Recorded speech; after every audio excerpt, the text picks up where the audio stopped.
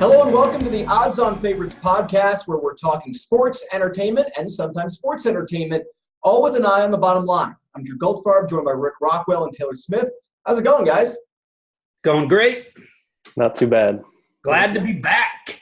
Oh, yeah. Good to be back. Good to be starting this back up again. And let's jump right in with news and notes, taking a closer look at the biggest news of the week. And how could we start anywhere else? Tiger Woods won the Masters in 2019. He was at plus 1,400 leading up to the start of the tournament, but took home the green jacket anyway and a big payday to go with it. This win had a huge impact on pretty much everything in the sports and the sports betting worlds. So, Taylor, let's start with your thoughts here on Tiger's big win.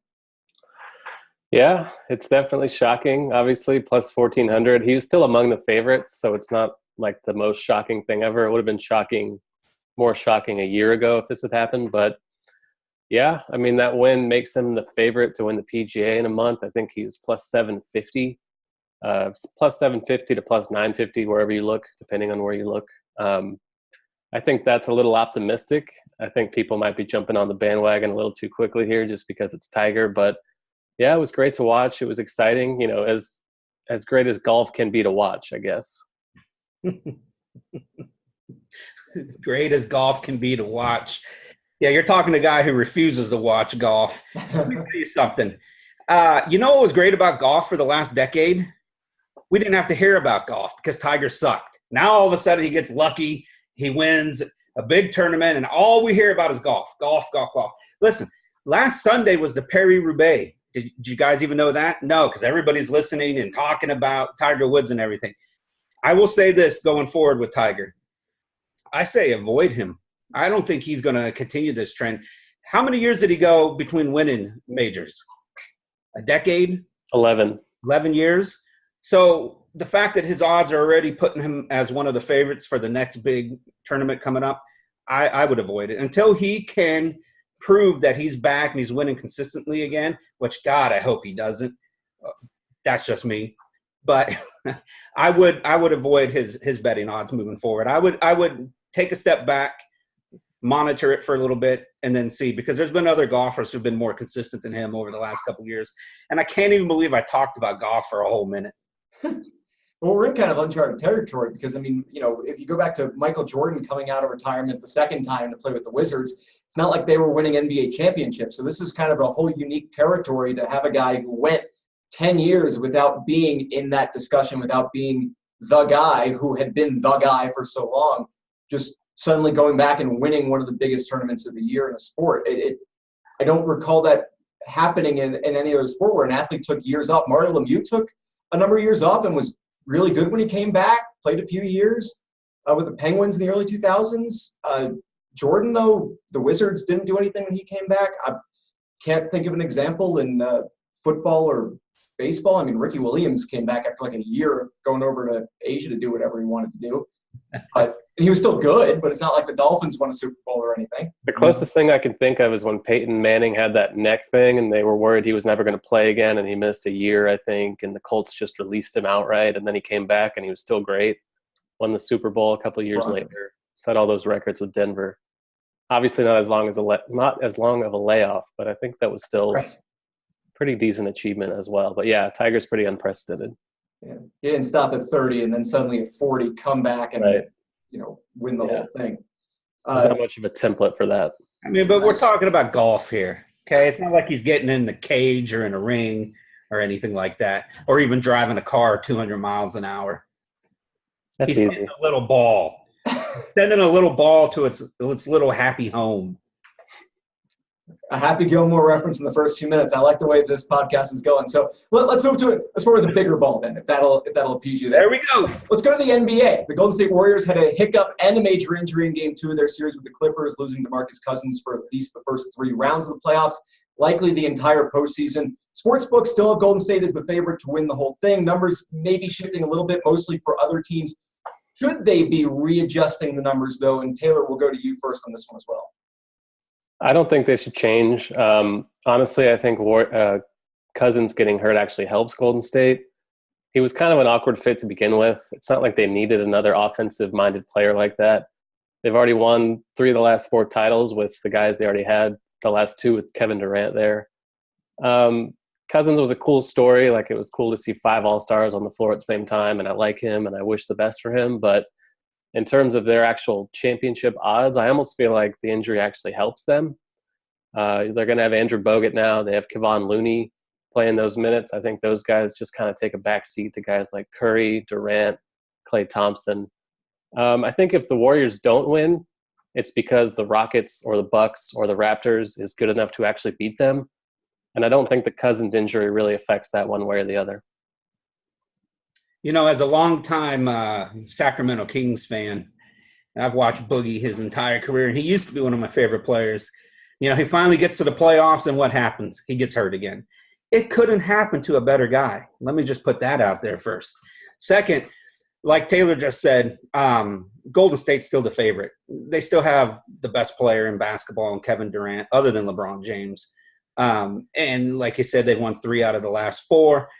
And with Boogie, things slow down some, you know, but they're better defensively in the half court with Boogie and maybe offensively. Without him, they're just going to be wide open again. And the Rockets have a chance. However, until someone comes in there and actually beats them other than LeBron, you still have to go with Golden State, no matter what their odds are. I mean, the fact that it barely changed still shows the caliber of talent they have on that team. They're going to go in there. They probably won't even lose a game until the Houston series. I don't see it mattering. Golden State's still the favorite. They're still going to win. And I think, too, when you guys both mentioned the Houston series in round 2, that would be who they would line up against. I agree with you guys that it does not impact the outlook for the Clippers series at all. I mean, as nice as it was for LA fans to get to see them not get swept in the first round, I don't know that this really changes the outcome of the 1 versus 8. Houston was one of the teams that people had looked at before the series as being the one that might be able to unseat Golden State. So is it one of those things still where if they advance to round 2, they're probably going to make the finals, or almost definitely going to make the finals? And I mean, Milwaukee at that point is out of the East. Is that still what you guys would think? Is that it's the second round the second round is the only real test that they'll face, or at least the first one. Yeah, I think the Rockets will beat them if they play the Warriors in the second round, which at this point it seems like they will. I think Houston wins last year if Chris Paul plays Game 7 and they don't miss, 27 consecutive threes in that game. As long as Paul's healthy, Capella's healthy, James Harden's healthy, I think the Rockets are better this year than they were last year, and I think it's legitimate to say that Golden State's not as good as they were last year. And it does help the Rockets that they would be lining up to play in the second round, because at that point, Harden's not quite as worn down necessarily as he might have been in the Western Finals. I don't think this shapes up well for Golden State in general, just regardless of the injury. I think Milwaukee obviously has a good chance too. That's where the injury to Boogie hurts, is because he was brought in there to play against Houston. The last time he played against Houston, their last game in the regular season, he beat up on the big men down low and was unstoppable. And that was the key for having Boogie in the playoffs, was against a team like Houston. So with that said, yeah, Houston has a good chance. But like I always say, until – here you go. You got to beat the man to be the man. And you know what? Until Houston beats the Warriors or anybody else beats the Warriors, they're the team. They're the man. Woo! I had to throw in a little Ric Flair there if you're going to quote him, unless you're quoting Becky Lynch. No. Also very possible. But, yeah, I'm marking that down. Houston will beat Golden State in the second round. We're going to come back to that. Lock it in. Lock that one in. We'll be revisiting that one by the time the second round wraps up here on the podcast. But right now, let's move on to the NFL, because the NFL schedule came out this week. Actually, last night. We're recording this on Thursday morning. It came out on Wednesday night. Now that we know who gets short rest when, what teams might have some extended road trips to trick points of the season, how does this change the long-term outlook for the 2019 season, even though we are months away from that first even preseason game being played? Rick, we'll go to you first. You know, as we were discussing before we went on air, it's exciting right now getting the schedule and seeing the matchups and which weeks teams are going to play against each other and stuff. And, you know, Cleveland got, 5 primetime games this year because of the talent they brought to the team.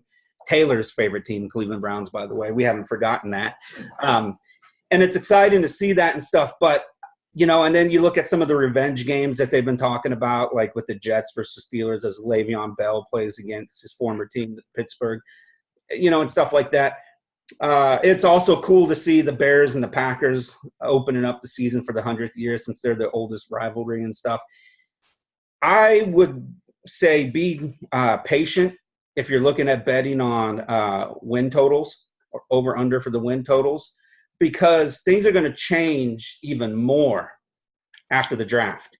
That's usually when, the rosters, depending on where they draft, what moves they make, the rosters are going to change significantly for some teams, and you might see a shift in the totals, depending on which team we're talking about here. Like a team like the Patriots, you probably won't see much of an adjustment for the win total, but teams down at the bottom, who's going to be a terrible team this year? Arizona, thank you. The Giants is another one I was trying to think of. These teams, depending on the players they get, like, for example, the Giants, if they get Haskins or another quarterback, that could change their win totals by a half game to a half game. So I'd be cautious on jumping on board right now. It's exciting to see the schedule. My Buffalo Bills are playing on Thanksgiving for the second time since I was in high school. And so I'm pretty excited about that. Forget the turkey. We're going with buffalo wings and pizza on Thanksgiving this year. I think the one thing we can pretty much bet on with certainty is that New England's going to have a bye until the second round of the playoffs, just because they play in the AFC East. The bye week happens to come, I think, in week 9 or week 10, which always seems to benefit them. It's like a break in the middle of the season. They get a first half, then a break, then a second half, then an eventual bye, and then they play some spare in the divisional round, and then they have a home game for the AFC Championship in all likelihood. So if you want to bet on New England, that's fine. But yeah, at this point, the schedule does nothing for me. Like, we already knew who was playing who. We just didn't know when. So I'm not overly excited to change any betting opinions based on the schedule. Yeah, I'd wait for the draft. Fair. As someone who grew up as a Dolphins fan, it doesn't really matter. I'm taking the under either way. Pre-draft, post-draft, especially playing New England twice. That's 2 losses. The Jets might be better. That's 2 losses. The Bills usually a split, and then just the entire non-divisional schedule is probably, maybe sneak in a couple there, but that's basically all. Over under 4 for the Dolphins. What's that? I'm saying over under 4 for the Dolphins. I think you're being more realistic than some of the sports books I've seen. I think I've seen them somewhere in the neighborhood of 5. No. I'm clear under on that. Go with the under on that one, definitely. Yeah, because I'm thinking like 3, maybe 4. They're going to try to get that top 5 quarterback in a year. Oh, yeah. They're going to be one of the worst teams in the NFL, or they're going to have messed up the 2019 season and go 8-8, which is something that I'm used to them doing from when I was growing up, when they were never bad enough to get that player that would make a difference, but they were never good enough to make the playoffs. Yeah. That's just been the Dolphins of my entire life. That is a good example right there with the Dolphins, because if they ended up trading up in this draft to get a quarterback, that could affect their odds, their futures, NFL futures going forward. They also play the NFC South and the NFC East, which is probably 2 of the tougher out-of-conference division matchups they could possibly get. So, yeah, I think 5 wins is probably a little optimistic. Yeah. I've learned I've been a Dolphins fan for something like 25 years at this point. Optimism as Marino retired in 99. My optimism went away shortly after that. So, as a Texans fan, I don't know what optimism is. So, I was going to bring up your Browns because their plus minus is, I'm seeing, is set at 9, which is ridiculous when you look at that from the perspective of, obviously they've added a lot of pieces, but what's crazy with that is if they pushed at 9, it would tie for the second best season in franchise history of the new Browns, the post-Baltimore Ravens Browns. And if they paid on the over, which the over is favored on that line of 9, they would at least tie for the best record in franchise history.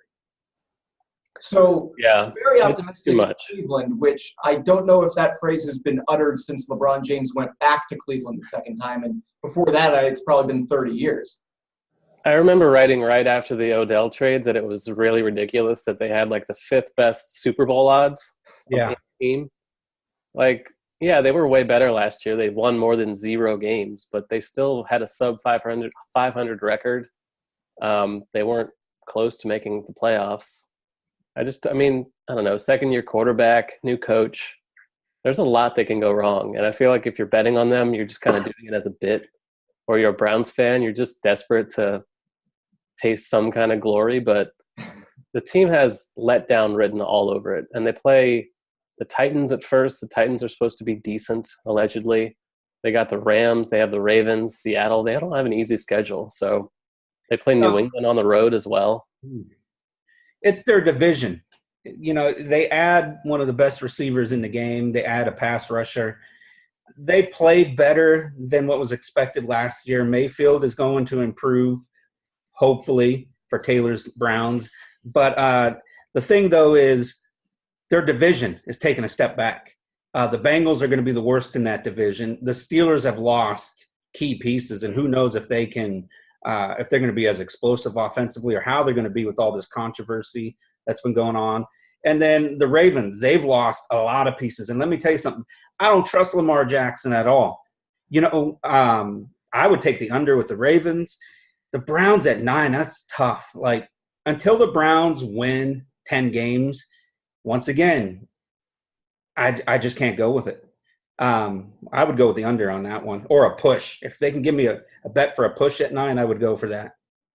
They're the opposite of what I used to always say about the New York Yankees when they started their run in '96, and that lasted where they were making the playoffs and competing for the World Series championship every year for over a decade straight, until the Yankees missed the playoffs for the first time and were mathematically out. It was never smart to bet for them to miss, because even if you saw them lose pieces or change certain things, they were still the Yankees. And the opposite, I think, is true for the Browns, where there's been promise, there's been changes, there's been a new quarterback. They got Johnny Manziel at one point. Everybody thought that was going to change things. They've brought in pieces. They added Trent Richardson at one point. Everybody thought he was going to improve the ground game for them. And it's never happened. So it's very possible, especially because of their division, that this is the year that Cleveland actually does meet expectations when they have gone up for them. But they're the anti-Yankees. Until they've made the playoffs, I would never bet on them to make the playoffs. It's still possible they do. I'm just saying that their track record, 2 9-win or better seasons in 20 years? And how many of those times have they brought in a few pieces or a new coach or anything like that where people are going, oh, that could be the difference? Until they do something, until they get that 9th win, I wouldn't believe they were going to get 9. Even if they start the year 8-0, it's until they get that 9th win, they're still the Browns. They're going to Browns it up like they always do. The same as the Patriots. Like, everyone wants to write them off every year. I do. I try. I desperately want them to fail. Hate them. But they never do. They're in the Super Bowl every year. They win it every other time they go. So just don't bet for the Browns and don't bet against Patriots. Seems like a decent rule of thumb. That is a nice little summation. Patriots, by the way, plus or minus 11 wins, minus 110 odds on both of those. Right now, it's time for Where's Your Money Going, which is all about what we're the most excited about in the coming days. Taylor, what upcoming event are you most excited about watching or betting on? NBA playoffs for me. This is the best sports time of year, I think, with everything we have going on. Start of baseball. We got Champions League happening, hockey playoffs, if you're into that. NBA playoffs are the priority watch for me. I noticed this weekend, Game 3 between the Rockets and Jazz, first game in Salt Lake of the series. The Rockets have won the first game by 30-plus and by 20-plus, I think. The Rockets are 3-point underdogs opening in Utah for Game 3. I've seen no reason to believe Utah can win a game in this series. They've been horrible. Their defensive strategy against James Harden has just been ridiculously dumb. They're basically inviting him to go to the rim, and he's finding open shooters or finishing at the rim. So they're taking away a step-back 3 when they can, but it's not even close to enough. They don't have enough offensive firepower to actually keep up with the Rockets and all their three-pointers. So Utah being favored to me just looks ridiculous. I'd be betting hard on the Rockets to win that game. I know there's something to be said about the sentimental first game at home, Game 3, when you're down 0-2. But just based on what we've seen, Utah as a favorite looks crazy to me right now. Yeah, that's actually a good one there, Taylor. I mean, that defense they're employing is one of the worst things I've ever seen. They might as well just stand everybody back on and cherry pick. 4 players, let their big defenders stand under the hoop and try and stop them because it's horrible. So with Taylor going there, I'm going on the other side of the world. I'm going over to the Netherlands, and we're talking about the Amstel Gold Race that's this Sunday. It's one of the top spring classics in cycling, and I'm looking at Alejandro Valverde, who, depending on which site you're looking at, is anywhere from plus 1,600 to plus 2,200. I've seen different odds. He's retiring after next year. He's very respected by his peers, by his fans, by critics and stuff. He's going to be racing in this race. Last year, he finished 5th. My favorite cyclist of all time, Lance Armstrong, him and his boy George Hincapie on their podcast just the other day as they were summarizing Paris-Roubaix, which, by the way, was more entertaining than Tiger Woods winning on Sunday. But I digress. They both said that Valverde has the best chance of winning. He's not one of the favorites. He offers great betting value. I will have my Amstel Gold Race preview coming out by tomorrow. So we're going with Valverde. We're going to the Netherlands. For a guy who says he doesn't like golf, you've brought it up more times than either of us have on this podcast so far. It's under my skin. Ever since it's driving me crazy. Can't stand hearing that name, Tiger Woods.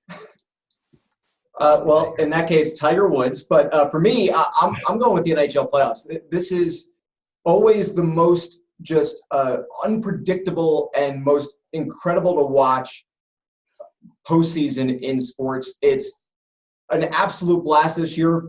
As we're recording this on Thursday morning, the number 1 seed teams, which there are 4 of them because of the divisional-ish playoffs that the NHL does, the number 1 seeds are a combined 5 and 10 in the playoffs. 1 is out. They were swept. That was the one, which is the Tampa Bay Lightning. They're long gone. You've got on the Washington Capitals are in a position, they're playing game 4 tonight as we're recording this, but they're up 2-1 in their series. And the other 2 in the West, Nashville is tied 2-2, and Calgary is on the verge of being knocked out by Colorado because that's a 3-1 series going into game 5.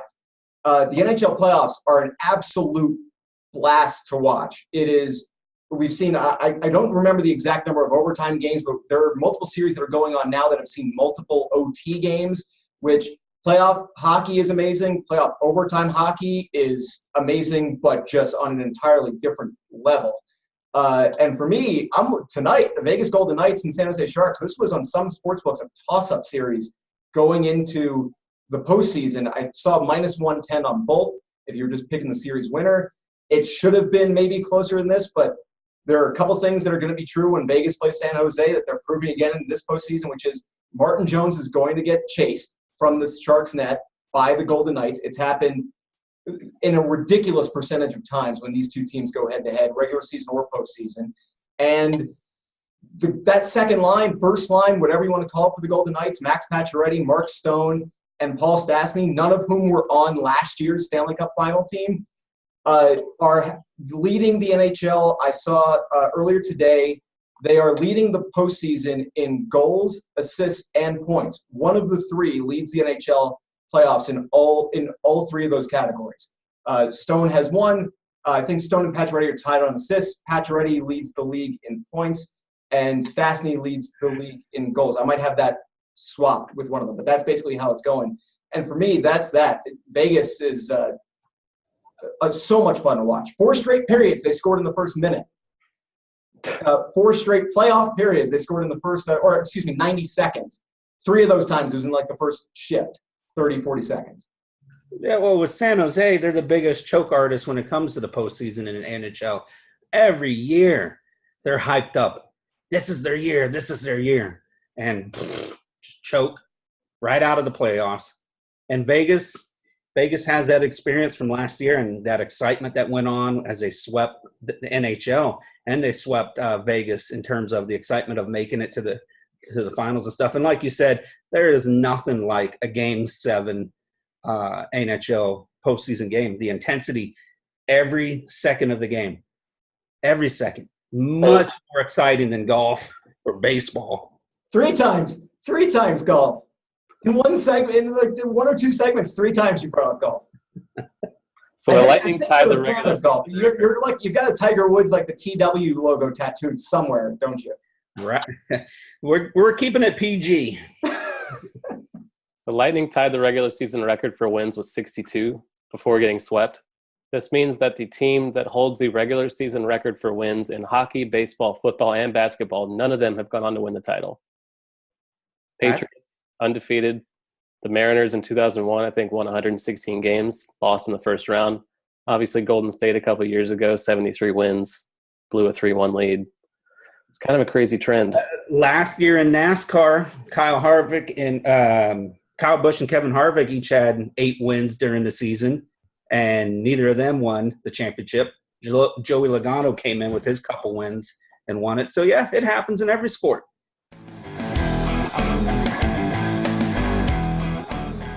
Speaking of the NHL, let's get into spread and butter. It's a closer look at some of the weekend's biggest games and events and their betting spread, and it's playoff time for both the NHL and the NBA, as we've mentioned. So let's go through some of those games now. We're taping this Thursday morning, so it's entirely possible the Vegas Golden Knights have already moved on to round 2 by the time this video posts. Just to get a quick poll show of hands, do we all believe the Knights are advancing past the Sharks no later than Game 6? Yeah. Okay, that would be Sunday.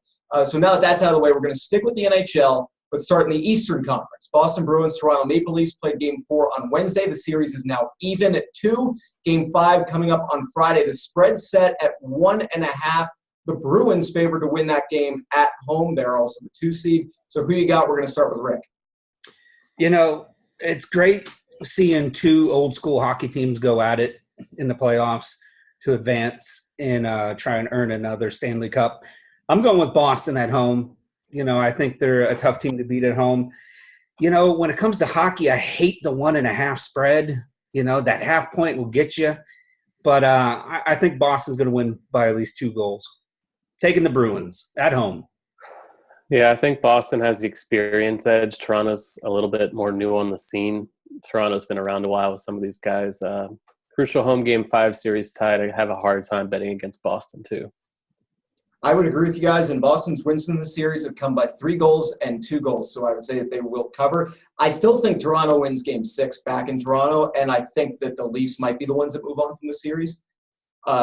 They're just incredibly talented. Boston does have that playoff experience together, at least more so than Toronto does, but I agree with you, Boston to win in Game 5 on Friday. Let's go to the West. We've got the 1 versus wildcard matchups, both playing on coming up days. So the Calgary Flames returning home for Game 5 against Colorado. The Avs can clinch the series and become the second wildcard team to advance over a 1 and topple yet another 1 seed in doing so. Tampa, obviously, the first to go. But they entered this game as 1.5 goal underdogs. Taylor, you're up first. You have the Avs, especially with that goal and a half. I kind of like Calgary. Coming back home for Game 5 up against it a little bit. They don't want to be an embarrassment as a 1 seed like Tampa Bay's been. Colorado's flying high. They had that great save to save the game last night. But I think Calgary will get this one at home, but I still like Colorado up 3-1. It's hard not to. You know, yeah. I mean, when the favorite returns home, desperate to, you know, not be eliminated, especially on their home ice, it's hard to bet against that. And I would imagine that Calgary will play, you know, their best game of the series in Game 5. And I think, you know, they're going to cover the spread. I think they're going to have probably – this could be – you know, this is their last chance to remain in the playoffs because they'll go back to Colorado and things probably won't look good for them there. So I say this is their best game of the series. I say they win and they cover the spread. I am going to go against you guys. Calgary's 1 win in the series is 6-2. Colorado 4-0, 3-2 in OT, 3-2 in OT. I think it's done. I think that the Avs are going to win this game. I know that home ice, especially when you're a Canadian team, if you get to play, if you're a Canadian team or an original 6, and you've got that building behind you, it's hard to go against them. But I think that if you're going to give me a goal and a half on the team that could clinch in this game, I'm taking that. I think that the Avs will end up just winning outright. But if you're giving me a goal and a half, I don't think that it's going to be another blowout like Calgary's 1 win in the series was.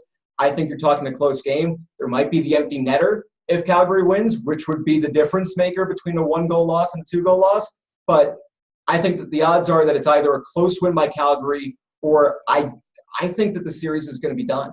I think it's going to be the Avs. I think they're going to move on.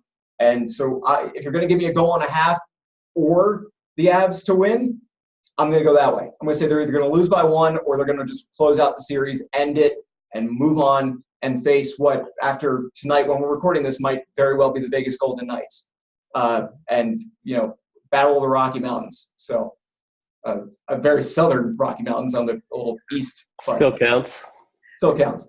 So now that we got that taken care of, one more in the West. It's the other 1 versus wild card. The Nashville Predators, Dallas Stars got an extra day off. They won't be playing until Saturday. Their series tied at 2, headed back to Smashville. The top-seeded Preds listed as 1.5-goal favorites. Rick, who are you picking in this one? I'm going Nashville. They've been a solid team these last couple of years. And last year they had a great series against Vegas. I'm hoping, some way, somehow we can see them match up again. However, with that said, I don't like any team from Dallas. And so I'm never going to pick a team from Dallas. I don't care what the spread is. I'm going with Nashville to win at home. I'm going to say they win by 10 goals. Not sure how I can compete with that, but I'm taking Dallas. I think they have just been the better team on balance over the first 4 games of the series. Going to Nashville, win game 1. They lost game 2 in overtime. Easily could have won that game. They lost game 3 at home. They blew a number of chances, including a 5-on-3. Interestingly, these are the 2 lowest scoring first period teams in the league. Dallas has scored the fewest first period goals in the league all season. And last night in game 4, they scored 4 in the first period to put the game away. I just think they've been the better team. They've been more impressive. I know Nashville at home is obviously a tough challenge, but Dallas has that feel-good 5-1 win last night. They know they can win in Nashville. I'm going to take the underdog there. I think Dallas gets it done. And that 5-1 win that you're talking about from Wednesday, that is the only non-1-goal game in this entire series so far. All the other 3 games have been decided by 1 goal. I think Nashville's winning. I think that after losing 5-1 in Dallas and the momentum, the energy may be shifting, but they're moving back to Nashville. And that building, the Bridgestone Arena, is top 5 most difficult buildings to play in for a road team because it is just so loud and it is so energetic. And I think if you're going to lose 5-1 and then you're going to get a home game immediately after that, I think Nashville will cover. I don't know if it's going to be by 2, by 3. I don't think it's going to be a 5-1 match going the other way. But I think Nashville takes a serious lead, and I think they're going to it may be an empty netter, but I think they're going to cover on that 1.5. So let's move to the NBA where the spreads are a little bit more fair, where you don't have to guess whether or not a team's going to get an empty net goal or not. No team has punched a ticket to round 2 just yet. It is a little bit earlier on in each of these series. 3 game 3 scheduled for Friday. We start in the West this time. Portland on the road take on Oklahoma City. Spread for game 3, 7.5 points in favor of OKC. This was a series that looked like it could have been primed for an upset before it started, but it's 2-0 Blazers right now. Do you see that continuing, Taylor, or will the Thunder be able to cover? It's really tough because I was one of the people that bought into the cult of personality with OKC and just thought they got Westbrook, they have Paul George, Steven Adams. The Blazers lost Yusuf Nurkic to that brutal injury a couple weeks ago. They hadn't played a tough schedule down the stretch, so I wasn't really bullish on Portland, especially since they got swept last year as favorites by the Pelicans. But Oklahoma City's been horrible. Russell Westbrook looks terrible. Paul George is dealing with a shoulder, and it's affected his shooting pretty severely. But going in Oklahoma City, down 0-2, I mentioned the sentimental game 3 earlier with Utah.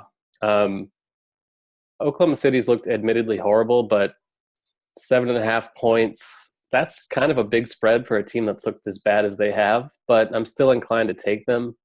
I'm just not a long-term believer in Portland. So I'm inclined to take Oklahoma City against the spread. I don't feel great about it, but that's where I'd lean if I had to bet.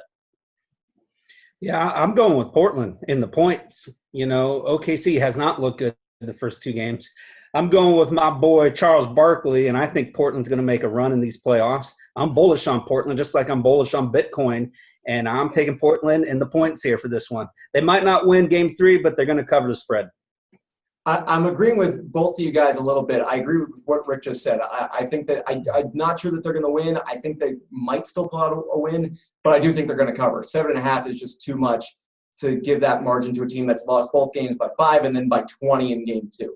I do agree with Taylor. I still don't buy Portland as being a long-term pick for this postseason, especially in the West. They're an Eastern Conference team, sure, but they're not. So I do think that it'll be covered. I don't know if it'll be 2-1 in a tight game or if it's going to be 3-0, and who cares how much they win by. But Portland is going to win this series. I don't know how much beyond that they'll do, but that's where I'm going on that one. So let's go back to the East. The Raptors and Magic split the first 2 games in Toronto. Don't know who saw 7-seed Orlando pulling out a Game 1 win in that one. Spread in Game 3 back in Florida is Toronto at -4.5. Which way do you go on that, Rick?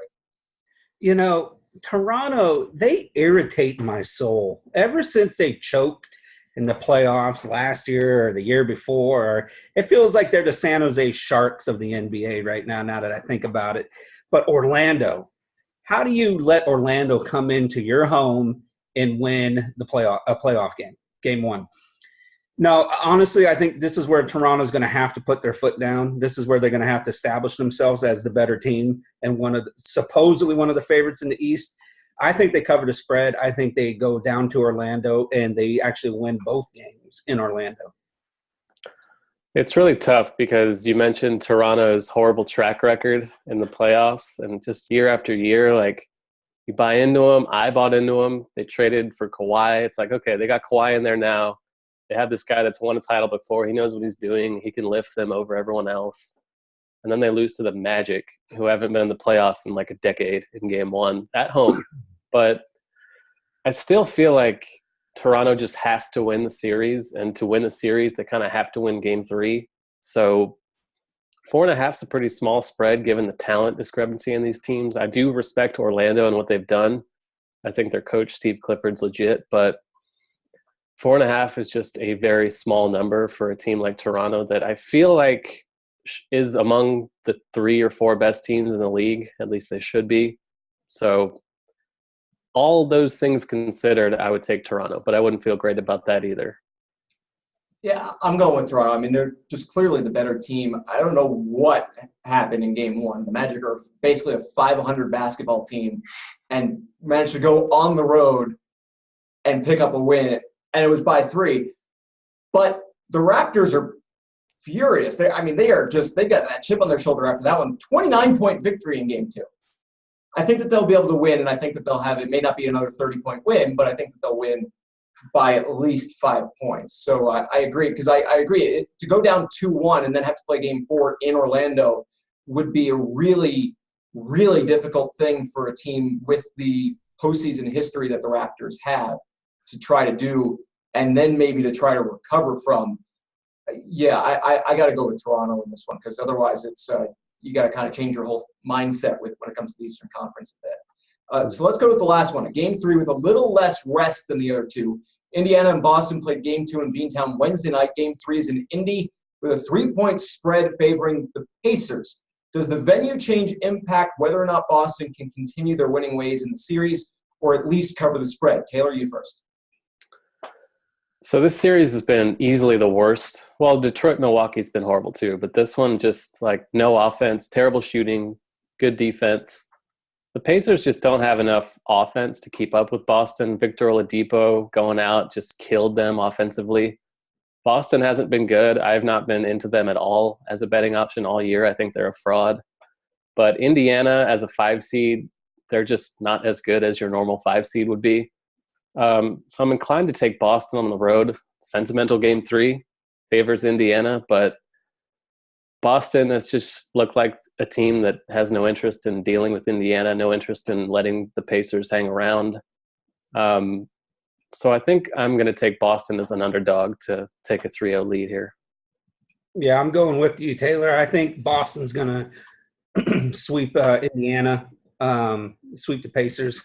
I think the Celtics have more talent. Yeah, they've looked uninspired and unmotivated so far.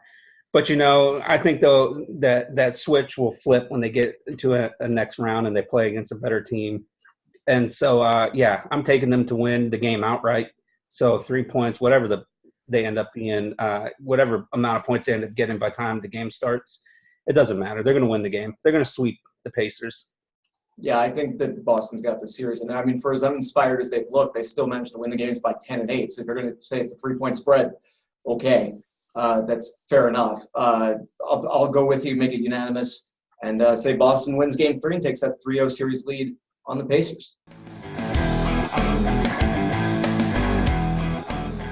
Always love looking at these types of bets. Time for Give Me Props. Got a handful of prop bets we want to get to, and we start with the NFL draft. As of this recording, the Arizona Cardinals have not announced who they're picking, but the odds-on favorite is quarterback Kyler Murray. Do you see them going for a first-round QB for the second year in a row, or will they go with a defensive player? Rick, we're going to start with you this time. You know, I think it would be an epic disaster if Arizona decided to draft a quarterback with the first overall pick. I understand you got a new coach, you got a new system. You know, you're excited to get this high-scoring, fast-paced offense going that he's bringing from college to the pros. But you know what? Rosen, for what he had last year, what he was working with, was improving throughout the year. He still has the skills to be an NFL quarterback in any offensive system. Wasting a first-round pick on another quarterback who may or may not be better in the pros than Rosen is ridiculous. You got to go with one of the best defensive linemen available. We're talking about potential franchise-changing defensive players here. Boza was the number 1 pick for most of the college football season. I don't know why you would go against him or away from him or another one of the defensive line talents. Forget Murray. Yes, he's exciting to watch. He looks like a video game in motion when he's out there playing and stuff. But seriously, Arizona, if you do this, you guys are terrible. You're the new Raiders, the new Browns, the new whatever you want to call them.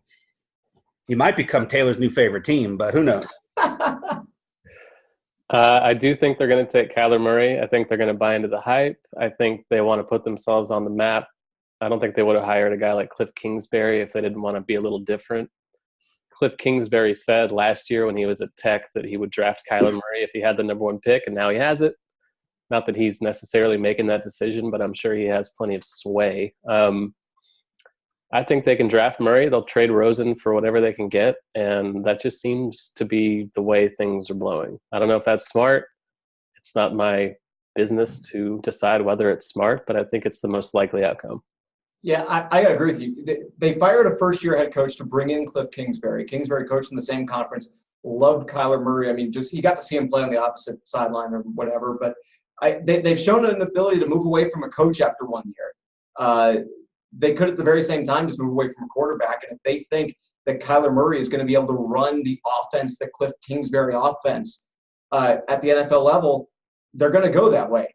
If it's me, I'm going Nick Bosa because he's got the pedigree too. His brother's been good. His dad was good as a first-round pick. This kid's been outstanding since high school, if not before that. I just never saw him play peewee or middle school or anything like that.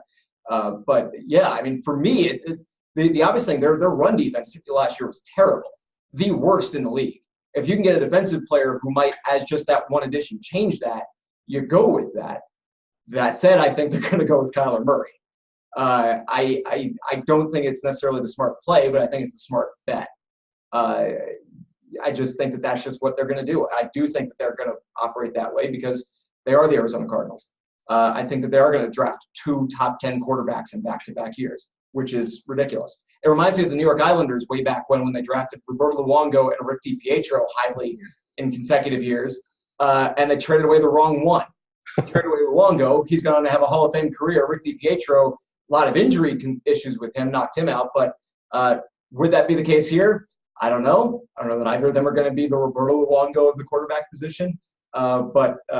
Yeah, it'll be interesting. I do think that they're going to end up going with Murray. We do have another pair of prop bets for the NFL draft to cover, and it revolves around what kind of players will be coming off the board in round 1. Over-under for defensive players set to 16.5, favoring the over.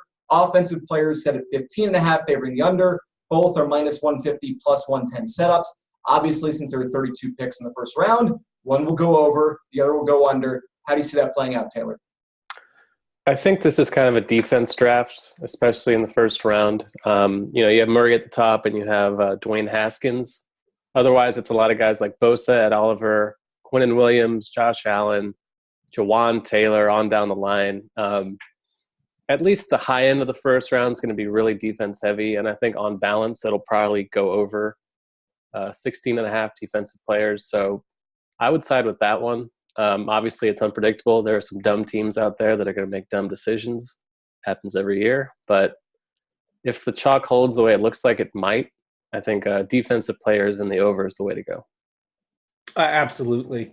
They've been talking about this draft class being one of the best draft classes in a long time in terms of the defensive talent, especially at the top of the draft. But not only that, when you look at the offensive side, there's not as nearly as many for sure day one starters coming in out of college as there is on the defensive side. And we're not just talking, everything's been centering on the D line, but you got some linebackers, some defensive backs that are also going to be good. I easily the over. I think probably 8 of the top 10 will be defense, and then it'll trickle down through the rest of the first round. You might get 3 quarterbacks in this first round, couple offensive linemen and a tight end and maybe a receiver. I don't even see double digits for offensive players in this first round. The latest mock draft on NFL.com from Daniel Jeremiah has it being an 18-14 split defense to offense. And the top 5 is 1 quarterback and 4 defensive players.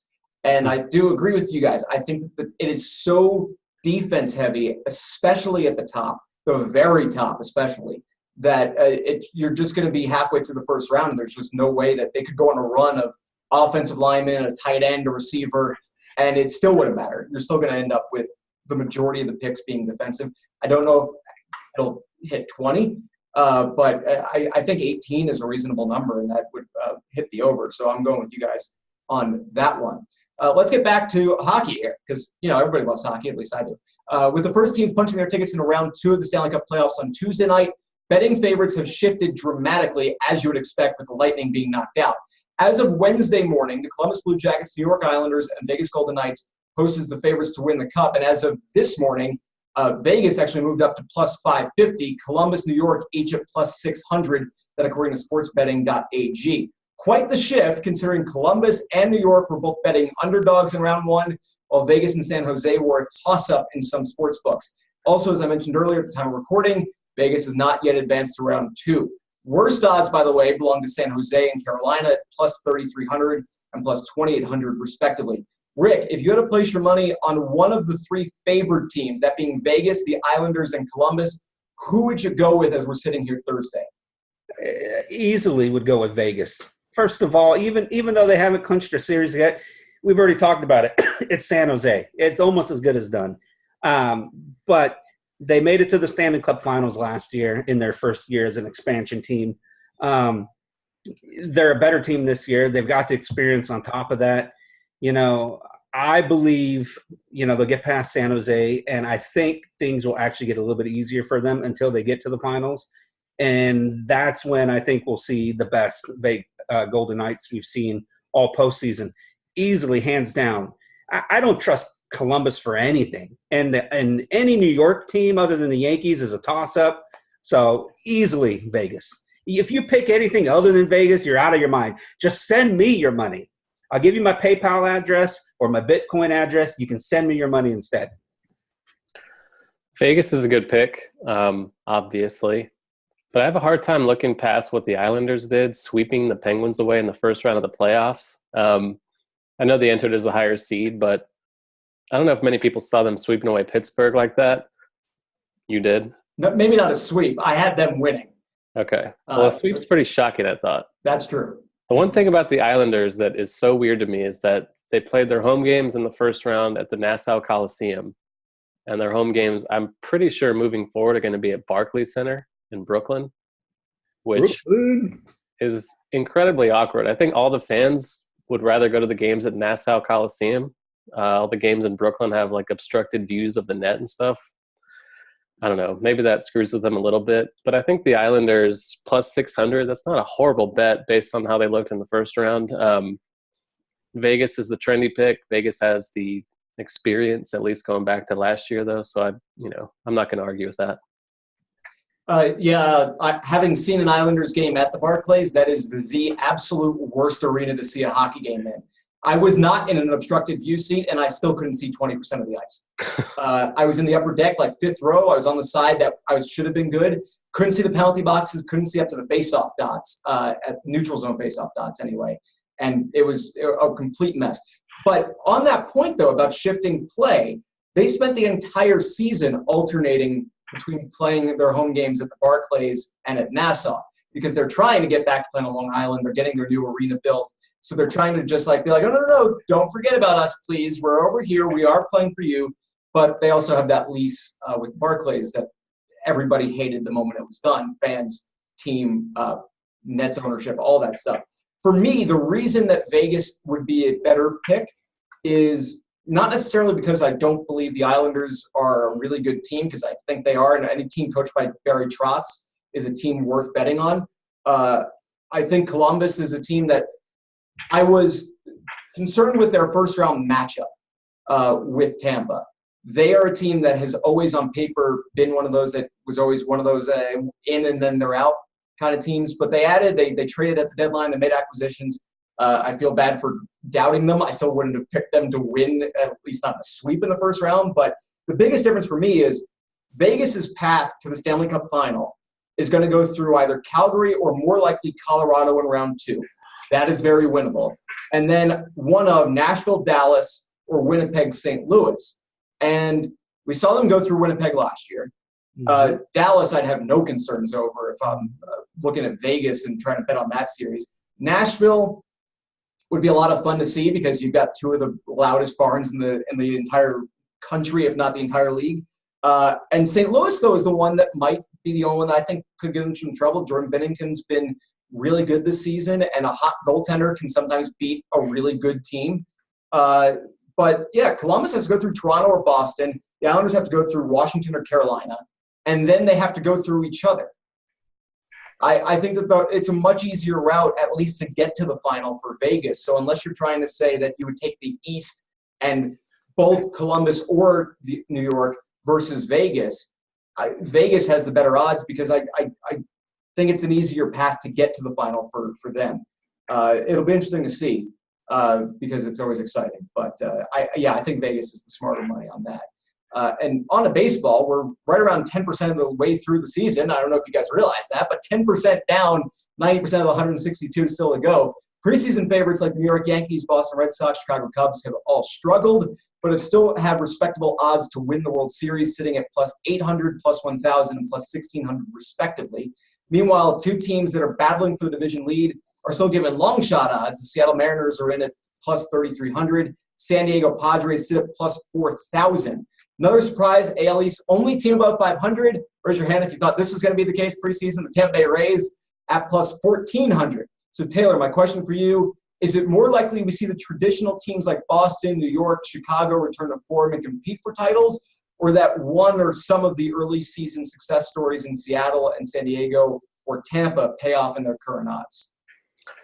Obviously, the most likely outcome is teams like Boston and New York finding their footing. The Yankees in particular have dealt with a ton of injuries, like Stanton and Sanchez and Didi, and all these guys are already on the injured list.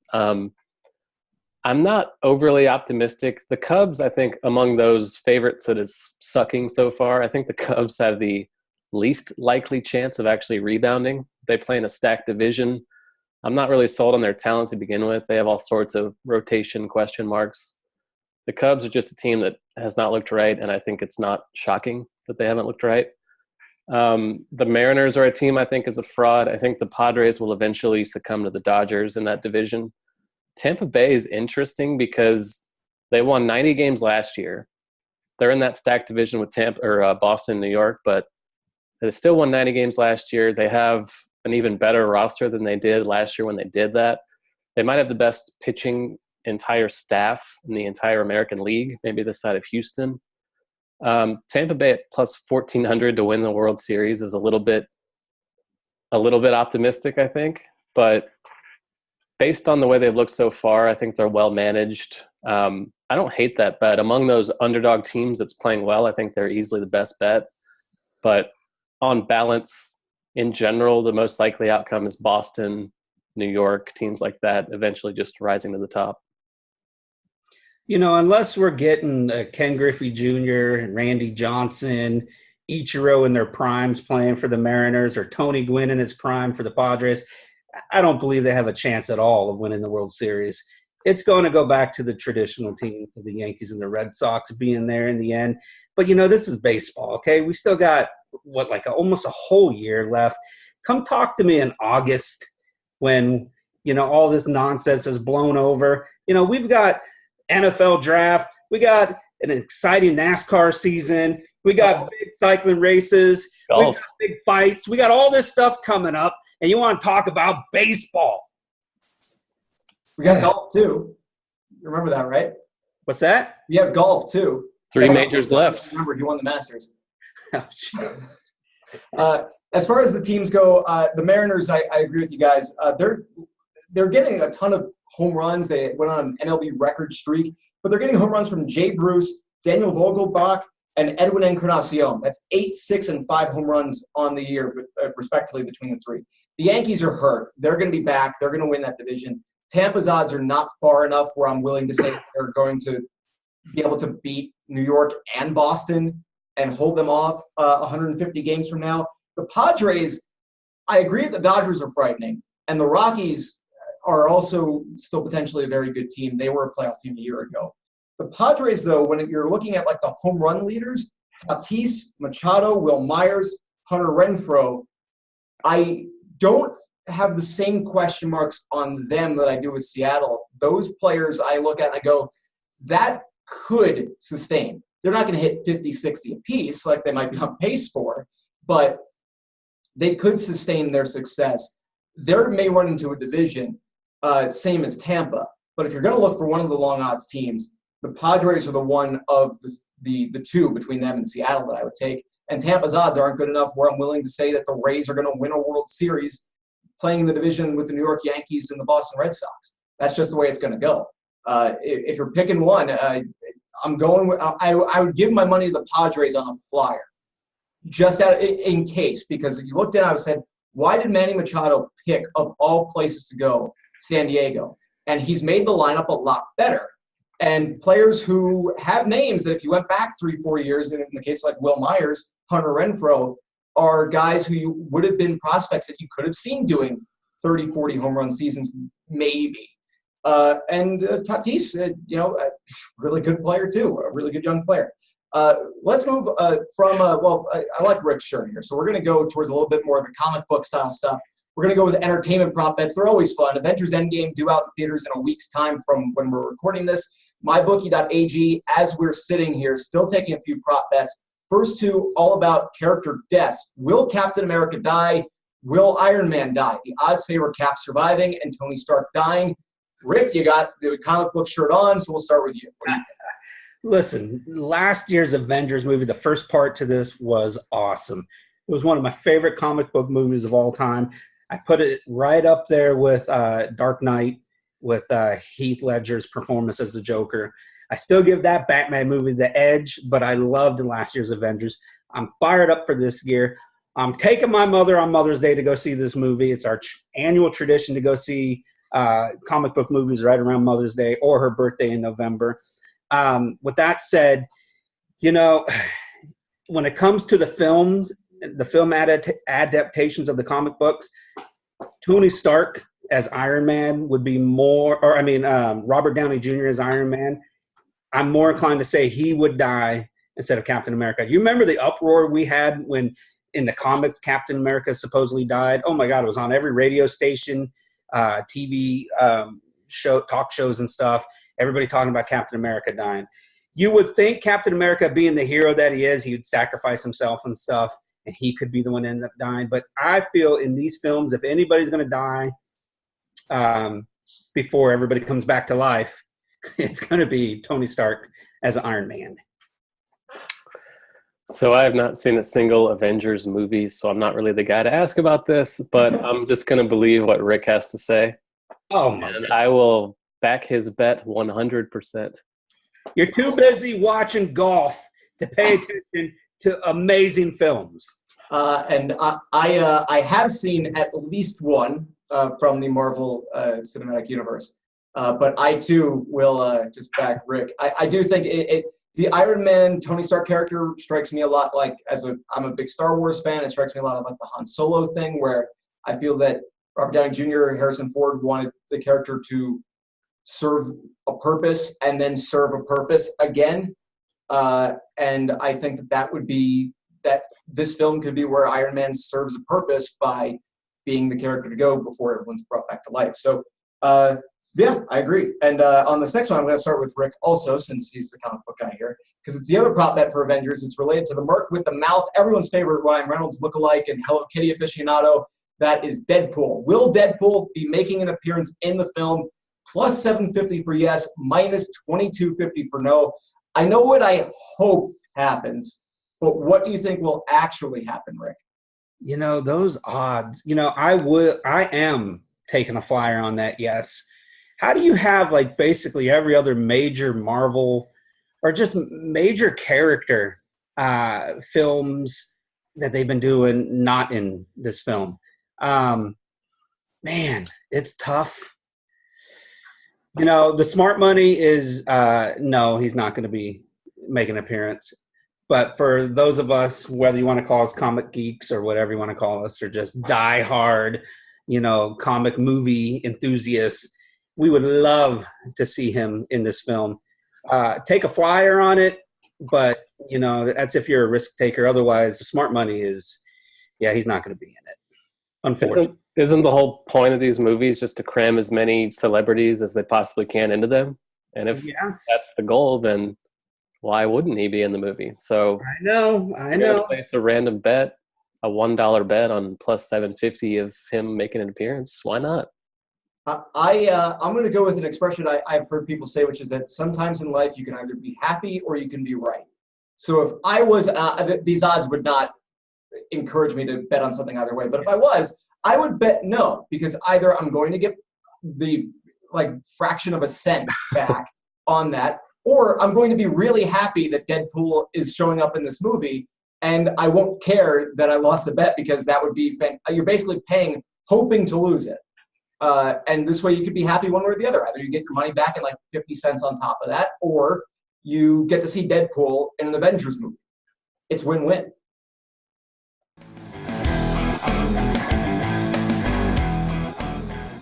Everyone loves some easy money. So, Rick, what is your easy money lock of the week this week? I wish I could have come today with, better odds so I can say you can make more money. But the easy money this week is also – I'm not going to go too much into it because we're going to talk about it in the next segment, show me the money with the money lines. But Crawford this week in the pay-per-view fight against Khan is easy money. The general consensus pick is that he's going to win, hands down, knockout or TKO within, before they get to the championship rounds. His odds, though, last I saw were minus 1,800 or something like that, depending on which site you're looking at. So you're not going to win a lot of money, but it's going to be easy. I touched on this earlier. I just think it's too good to pass on the Rockets as underdogs on the road in Game 3. +3 on the spread, plus 130 on the money line. I would take the money line there. Again, Utah has shown no ability to defend Harden or any of the Rockets. They haven't shown the ability to score enough points to keep up with the Rockets. So even though I'm kind of being a homer here, I just think 130 plus 130 on the money line is easy money. On the other end of that spectrum is clear as mud. So what betting lines are you guys moving away from as fast as you can? We're going to start with Taylor on this one. Another one we touched on earlier was Portland and OKC. I vouched for OKC minus 7.5 against the spread in Game 3. I stand by that, but it's not a bet I'd be going all in on. I'd much rather take a chance on some of these more clear-cut series like Houston, Utah, Milwaukee, Detroit, Golden State, Clippers, for example, Game 2 notwithstanding. So OKC and Portland, that series has gone completely against the way I thought it would. I could see it turning completely. I could see Portland keeping it up. So that's just something right now I'm not comfortable betting on. Okay, I'm going back to cycling for this one. Back to the Amstel Gold Race in the Netherlands. Okay, listen. Here we go, Taylor. I'm about to educate you here real quick. Stay away from the rock star of cycling, Peter Sagan. And here's why. He has not been up to form this spring. He was one of the betting favorites last weekend for the Paris-Roubaix. He was one of the betting favorites for the Tour of Flanders. And if you look back further, he was another betting favorite in a couple of the other races down in Australia a couple months ago as well. He's not riding at the form that we're used to seeing. Lance Armstrong even speculated the possibility that we could be seeing the beginning of the downfall of his greatness. He is considered the rock star of cycling. His odds place him as one of the favorites for this weekend in the Amstel Gold Race. He's one of the 5 odds-on favorites. He was at plus 800 last I saw. So with that said, avoid that. Avoid Peter. As much as I love the guy, I'm hoping he comes to the Tour of California here next month, because if he does, I'll be out there trying to, chat it up with him a little bit. With that said, I gotta go away from him. Gotta stay away from him for this race. He burnt me on Paris-Roubaix. He burnt me at the Tour of Flanders. I'm not gonna let him burn me again this weekend. All right. Well, this reference is over 20 years old and probably only like the 5th most popular Tom Cruise meme that's out there. But it is time to show me the money lines, where we look ahead to this weekend and events and their current money lines. We're going to go to combat sports this weekend, starting with the Ultimate Fighting Championships. UFC's in St. Petersburg, Russia, and the headline bout pits Alexei Oleinik against Alistair Overeem. Overeem is minus 250. Oleinik plus 210. Rick, you are up first. If you want to do a Tom Cruise impression, you're welcome to as well. Actually, I'm going to pass on Tom Cruise because, you know what, he's one of those actors I really can't stand. I've kind of put him in the Tiger Woods category, but we won't go there. So, or golf. 5 golf references? There you go. Okay, listen, man, Overeem is one of those guys. He's like the epitome of 9 lives. We thought he was done after the Predator and Blades took him out back-to-back a year and a half ago. He came back late last year. He took out the Russian prospect. I can't think of his name right now. That everybody, Pavlovich, I think it was, and Overeem was expected to lose that, and people were going to be calling for his retirement and stuff. So he comes into this one. He was the underdog originally to Volkov before Volkov has to be removed from the event because of health issues or whatever they're calling it. And now Oleinik is in, and the matchup actually favors Overeem more. And because of that, he goes from an underdog to a large betting favorite. Honestly, the styles in this one, it's either going to be Oleinik's trying to get him down to the ground and choke him out because he has like 45 submission victories in his career, or Overeem's going to defend the takedown and knock out or TKO Oleinik in this one. I'm going with Overeem winning this. I think Overeem, he has that knockout power. He's got the athleticism advantage. He's got the strength advantage. He's capable on the mat. Oleinik is not capable of standing up with Overeem and taking those power shots. Give me Overeem, even though his odds, I'm not a fan of his odds, but show me the money on that one. We're taking him. Yeah, I mean, minus 250, I would take Overeem as well. But again, what are you really winning if you're betting on a guy at minus 250? So it's kind of one of those situations where the odds are kind of dictating my interest in it. Oleinik at plus 210 is somewhat appealing, but I kind of just trust the odds enough to just stick with the favorite. So I don't think I'd bet on it at minus 250, but I think Overeem's pretty easily the bet. Let's go on to boxing with a big bout coming up on Saturday for the WBO welterweight title. It's Amir Khan at plus 925 against Terrence Crawford at minus 1,600. Long odds either way. And Rick, I know you want to talk about this one. So who would you be going for? Would you be going for the underdog in Khan, the favorite in Crawford, or are you keeping your money away from this money line? The odds have actually come down a little bit because last I saw Crawford was closer to closing in on 2,000 than coming down to the 1,600 range. With that said, Crawford is one of the pound-for-pound best fighters in the sport of boxing. In fact, it just depends on who you talk to. Some say Lomachenko, some say Crawford. He's in his prime. Amir Khan is past his prime. Amir Khan might have the better overall resume in terms of who he's fought in the past. You know, he fought Canelo Alvarez. Crawford hasn't fought anybody on that level. However, with that said, Khan, I don't want to say he's a shot fighter. Like, he'll have a tiny chance in this one. He's got some speed. He's still got good hands. And Crawford starts off slow. But once Crawford gets that momentum going, he's like that big diesel engine. Once that diesel engine gets going, there's no stopping him. The general consensus is that he's going to knock out Khan before the championship rounds, and I actually agree with that. I love underdog stories. I've never been a fan of Amir Khan. I've always thought he was obnoxious. I've always thought he was too arrogant. He wasn't good enough to be that kind of obnoxious, arrogant boxer. He's been humbled. He's come in with a more humbled approach for the most part. He knows he's in his final chapter of his career. With that said, he doesn't have a chance. Crawford's winning this one. I want to say around round 9, round 10, he's going to stop the fight. Either he's beaten Khan so badly that he finishes him off, or Khan's corner is going to throw in the towel, because this is really, when you look at it, it's going to end up being a one-sided affair. Who knows, though? Khan can get a lucky shot and change the whole fight. But with that said, you have to go Crawford. This is just like the other fight in that the odds are such that you can't really bet on this and feel good about it. If you bet on Khan at plus 925, you're probably just lighting your money on fire. If you bet on Crawford at plus 1600, you're not really going to win anything. So again, it's just one of those things where Crawford seems like such a heavy favorite that it's something to stay away from. If you're just betting on it, I would just bet on something else. General bettors, yeah, you probably find better odds, but you know, the diehards who want to bet on this boxing match or even the UFC event, you know, we still got to provide the information for them. We still got to give them our picks. But actually, with the Crawford card, there's actually some better fights, better value on there than the actual main event. And same with the UFC card. There's actually some other fights. And, you know, we've got previews up on our website that, you guys can check out and see which ones I'm talking about. This one should be fun. We're just calling this segment, whoops. This is our chance to come clean about something we projected, predicted, or pushed that we were really wrong about, and to explain ourselves. I'm going to go first to get us going on whoops.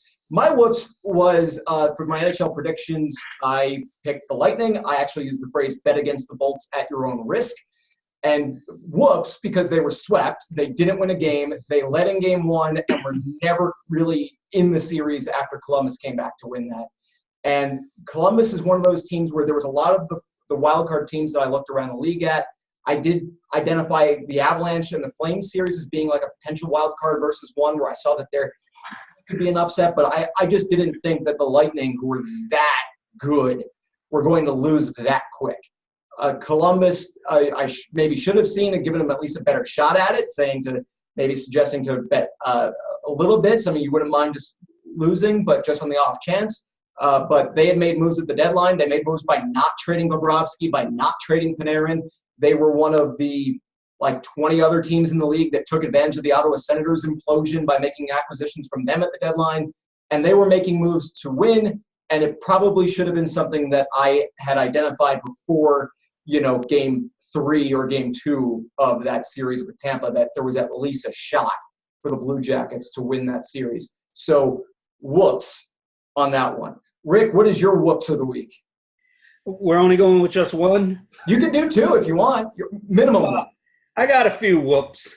And, but once you hear them, you'll understand. So, I already mentioned Peter Sagan, whoops with him in some of these past races. But he, in all fairness, he was one of the betting favorites. So it wasn't like I was the one just went out on a limb by myself. But let's go back to the UFC. Here's a whoops. I predicted that Max Holloway was going to win that main event fight hands down. He was like a minus 200 betting favorite over Dustin Poirier. And it turned out to be a fantastic, incredible, instant classic fight. I loved it. It was a battle. Both men put it all out there. Both men came away winners. However, of the actual fight, Holloway lost. I thought we were going to get another champ. We didn't get the champ. We just got an epic fight. Whoops. And then this one was a bigger whoops. But let me explain myself. Martin Truex Jr. at Richmond has been terrible. Okay, yes, we're talking about NASCAR here. Martin Truex Jr. has been terrible. When I saw that the odds makers had him as the 5th favorite to win, I was like, what are you guys thinking? He hasn't won at all at Richmond before. He hasn't even really competed in short tracks. He was like 0 for 80 or something like that at winning at a short track. It was like 0 for 24 winning at Richmond. I said, there's no way that Truex is going to win this race. He's not even going to finish top 5. Kyle Busch was the man to beat because he swept both Richmond races last year. He's won the most races this year. He's the active leader in the most Richmond races out of active drivers. Kevin Harvick was another favorite. He won at Richmond. Joey Logano was another favorite. He won at Richmond. Denny Hamlin was another favorite. He won. There was no way Truex was winning. What ends up happening? Truex leads the most laps and ends up winning at Richmond. Whoops. I'm really loving this segment already. Taylor, time for you to come clean. What do you got? My initial whoops was going to be about golf, just because I wanted to bring it back to get Rick's take on the Masters. But, well, I'll have two, too. So I had Rory McIlroy winning, and I think Jordan Spieth was my number 2 value to win the Masters. They finished tied for 21st, both of them. I had Tiger Woods as the 5th best option, so that's not a full-on whoops. I think most people missed out on Woods, but I'll still give myself a whoops for vouching for Jordan Spieth, who's been absolutely horrible. But and my whoops, my other whoopses are kind of TBD.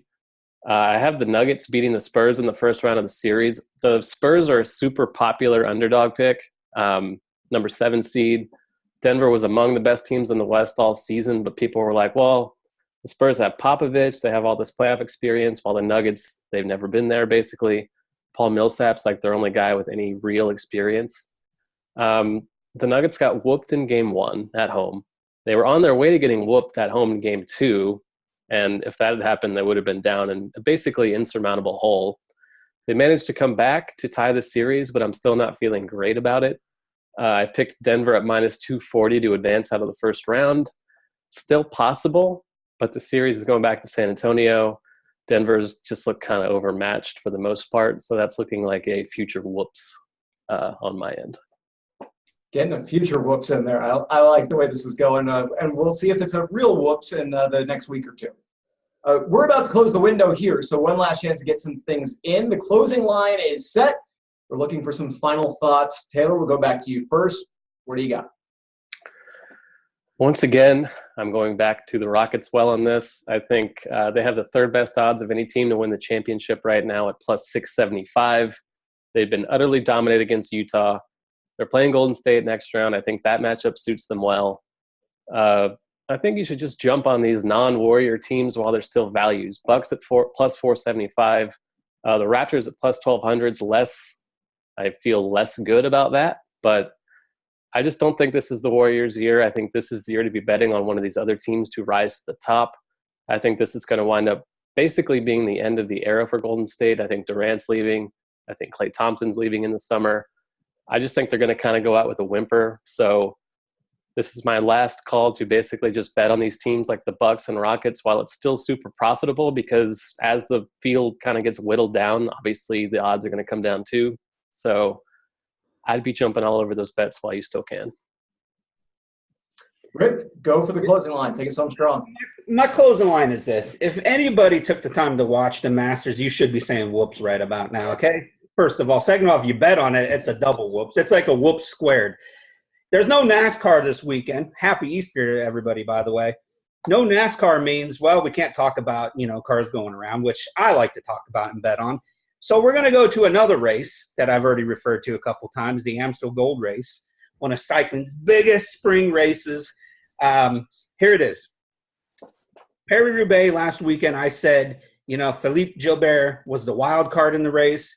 I said he was a great betting value pick, and he was the wild card. If he was on form, he had a chance of winning. What happens? He was on form. He ended up going to win. I didn't pick him to win. I just said he would. This weekend at the Amstel Gold Race, you have 5 or 6 different cyclists who offer tremendous betting value, and even a long shot that can offer a great payout. The favorites, I wouldn't even look at them because I do not think the winner's coming from the favorites.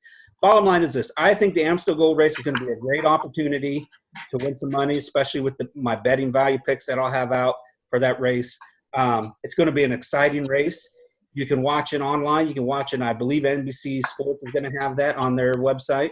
I'm looking forward to it. I'm going to be getting up, opening my Easter basket, watching some race from the Netherlands, wishing NASCAR was on, counting down the days to the NFL draft, and praying to God I never have to hear the name Tiger Woods again. Tiger Woods. There we go. It's a good way to close it out because that makes it 7 golf references from Rick in this edition of the Odds On Favorites podcast. The lights are out. It is time to go. Be sure to like, share, and subscribe to the Odds On Favorites YouTube channel. Check out gamblingsites.org for plenty more from these guys here. They've been Taylor Smith and Rick Rockwell. I'm Drew Goldfarb. We will see you next time and see if Rick can top seven golf references in one podcast.